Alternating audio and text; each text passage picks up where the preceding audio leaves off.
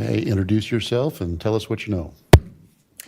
Mr. Chairman, members of the committee, thank you for the opportunity to testify today. My name is Ivy Walker. I'm testifying on behalf of Idaho Voices for Children, as well as presenting on my own lived experience growing up in Idaho's foster care system.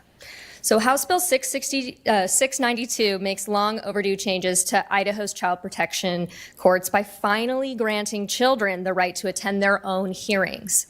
Unless a judge determines that admission or that their attendance would be unsafe or inappropriate, this bill establishes presumptive admission for any people who matter in the child's life.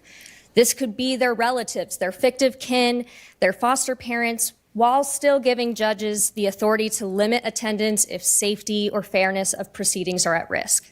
But most importantly, this bill affirms that young people have the right to be present when the most critical decisions of their lives are being made. For Idaho Voices for Children, this bill aligns directly with our belief that children are the experts of their own experiences and their voices must be respected and not sidelined. The court was deciding my life and I should have been there. I entered foster care at 13, and for most of my years in the system, I wasn't allowed to be in the courtroom, meaning I would get pulled out of school, taken down to the courthouse, where I'd be lucky if I got more than 10 minutes with my public defender to not only hear about what this hearing was going to be about, update them on the last 6 months of my life, on how I was doing in school, how my foster placements were going, and then have to tell him what I wanted to be said in the courtroom, because I would be admitted entrance, say my name, and then be excused immediately. It made no sense.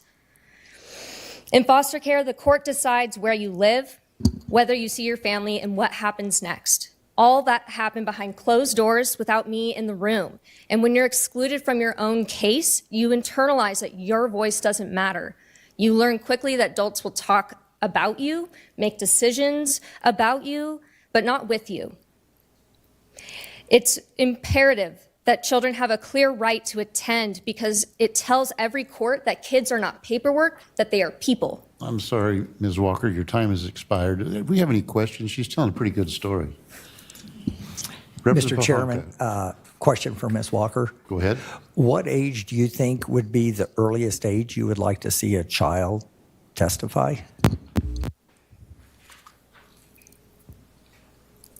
I would say, Mr. Chairman, Representative Pohanka, I would say that children in Idaho are only, I would say, given a guardian ad litem, so a youth representative up to the age of 12. And so if the courts are saying that they don't need a guardian ad litem past the age of 12, then the youth should be able to speak on their own behalf at that age.